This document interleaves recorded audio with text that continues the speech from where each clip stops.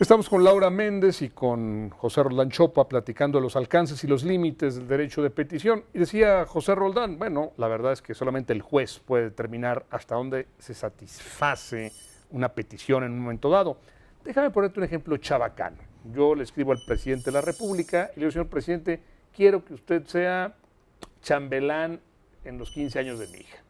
Le mando una carta. Y como esa hay una gran cantidad de peticiones que se hacen. ¿Está obligado el presidente a contestar esto?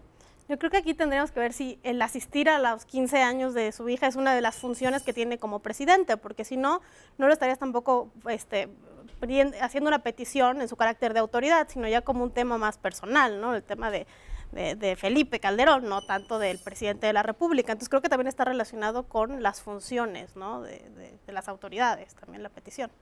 Claro, ahora, esto lo determina un juez de nuevo, si está en sus funciones o no está en sus funciones, porque de pronto déjame por un tema ya mucho menos chabacano, yo le exijo a un gobernador que responda a un asunto y me dice, oye, es tema federal, no es tema local, y como no es mi tema, ni siquiera se lo contesto. Yo le hice una petición al presidente en Twitter. Le dije, señor presidente, soy un ciudadano mexicano y con fundamento en el artículo 8º constitucional, le pido vete la reforma al Código de Procedimientos Civiles en materia de acciones colectivas. Punto. José Roldán. Se lo hice a través de Twitter, no recibí respuesta, que es algo similar. Finalmente es una petición al presidente. Pero sin embargo yo creo que las posiciones son distintas. En la petición que le pude haber hecho para que sea el padrino de mi boda, hay una relación personal. En la petición en la cual le pido vete una ley, una propuesta, algo aprobado por el Congreso, es algo distinto porque tiene que ver con sus funciones. Entonces yo creo que en el derecho de petición tenemos que ver no solamente la calidad de la persona, sino el tipo de relación jurídica con la cual establecemos, ¿no? Entonces creo que por ahí podemos meter una serie de cuestiones y de distinciones, entre otras que tienen que ver con las nuevas tecnologías. No, mencionas el Twitter, mencionas las nuevas tecnologías. Digo, la Constitución y la jurisprudencia se refieren más bien a la parte escrita y todavía falta mucho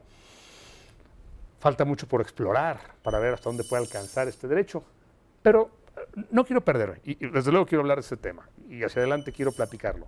Mi pregunta, una pregunta básica y subversiva, déjame usar tu adjetivo, Pepe.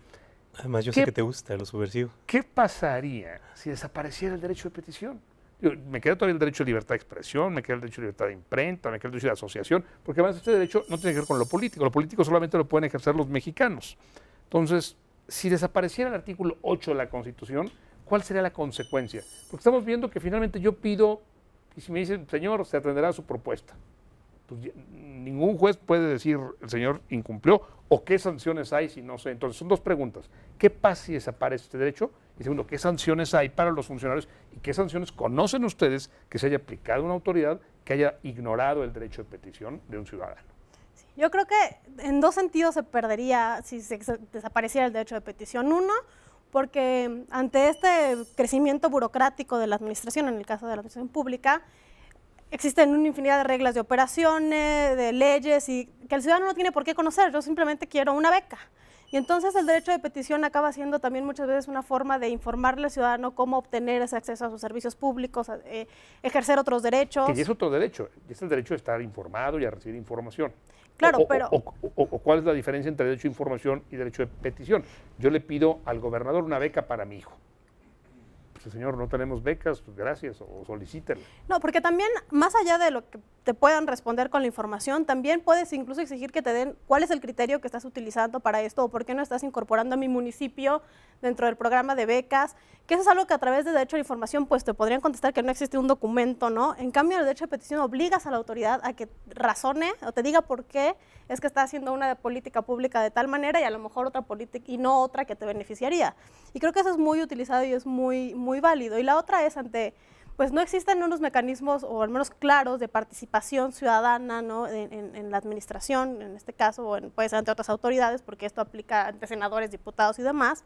Entonces, cuando falta esto, pues también el derecho de petición acaba siendo una forma de cómo participo en la elaboración de políticas, ¿no? Y opino, y si no hay una iniciativa ciudadana en el Congreso y nadie lo prevé, bueno, por derecho de petición yo podría presentar mi proyecto de ley, pero que me digan, lo tendrían que analizar de acuerdo con el derecho de petición y tendrían que contestarme por qué lo aceptan o no lo aceptan o cuándo lo aceptarían, ¿no? Entonces creo que es valioso. La autoridad se niega olímpicamente a responderme. No le respondo, tiro la petición a la basura como autoridad. ¿qué me queda a mí como ciudadano? ¿Y en qué responsabilidades incurre la autoridad? Lo positivo es que tenemos varios medios. Por supuesto, está el del que hemos hablado, el juez, pero no es el único. Dependiendo de con qué esté relacionado el derecho de petición, tienes una gama de medios posibles.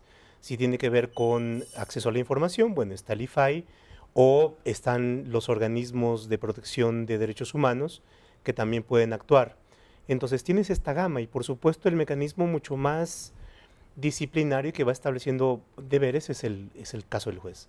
Ahora, ¿con qué tipo de responsabilidades? También tiene que ver con qué es lo que le estás pidiendo.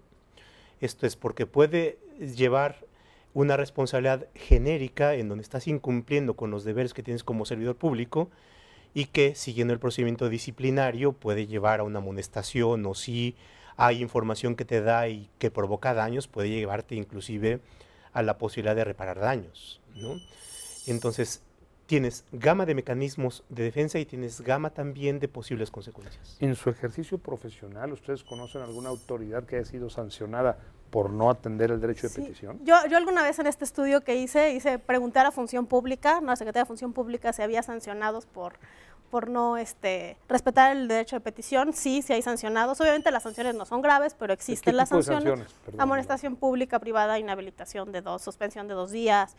Y también, por ejemplo, a la CNDH pregunté si habían recibido quejas, si habían emitido recomendaciones. También tiene 2, 3 recomendaciones por derecho de petición y recibe infinidad de quejas y le pide a las autoridades administrativas que expliquen por qué no se contestó, que rindan un informe, o sea, todo lo que en sus funciones puede ejercer. Pero sí existen otros mecanismos, ¿no? Además del juez, pues existe responsabilidad administrativa, en este caso también por la parte de la CNDH o las comisiones de derechos humanos. ¿Tú conoces algún caso de sanción?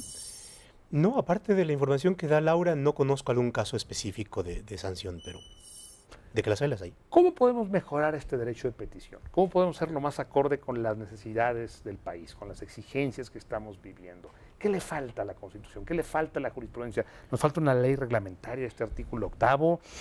¿Qué está faltando? ¿O está bien como está diseñado? Ahora, yo creo que en la Constitución tienes la base. El resto es cómo la interpretes. Esto es lo que está pasando actualmente con las nuevas tecnologías, y Laura en esto también lo ha desarrollado, y con la reforma constitucional al primero constitucional, yo creo que vamos hacia un derecho de petición mucho menos formal y más sustancialista. Esto es, ¿cómo entiendes esto de que ser formulado por escrito? No solamente ya con el papel y tu firma, sino a través de otras formas que objetivicen lo escrito. Yo creo que el Facebook, el Twitter, el correo electrónico son muestra de esto. En derecho comparado comenzamos a tener esta posibilidad y, por tanto, de respuesta a la autoridad. El breve término también. Esto es, el breve término de 4 meses para una petición por Twitter, por supuesto, es una eternidad. Entonces, 4 meses precisado en la jurisprudencia. Que es finalmente un criterio, ¿no? Claro. Que se ha tomado casi como si fuese con mucho más valor que la Constitución, pero finalmente es una cuestión interpretativa. Y que yo creo que parte de una interpretación que no tiene una buena lectura de la jurisprudencia. Los 4 meses son situacionales, es decir, depende del caso que se resolvió en ese momento y no de cualquier otro caso. Por supuesto, en otros casos, como el de Twitter, a lo mejor pueden ser 24 horas, el breve término, y quizás sea demasiado, en un mecanismo que es mucho más ágil. Entonces, creo que vamos hacia eso, vamos a la flexibilización. Tienes que leerlo también de acuerdo con la Constitución, que dice que somos un sistema multicultural, ¿no? Entonces, ¿qué sucede con las culturas que no hablan español o con aquellos que no saben leer y escribir? Entonces, el tomarnos a rajatabla, que debe ser por escrito ante un analfabeta, sería simplemente eliminar la posibilidad del derecho. Entonces, tienes que interpretarlo de acuerdo con el sujeto y que finalmente está exteriorizando una petición. Tanto tú, Pepe, como tú, Laura, como yo mismo, somos convencidos de la transparencia, del derecho que deben tener todos los ciudadanos a recibir información y a construir nuestra propia democracia. ¿Cómo puede abonar, cómo puede ayudar el derecho de petición a los grandes desafíos del siglo XXI en un mundo globalizado? Vamos a un corte y platicamos de esto.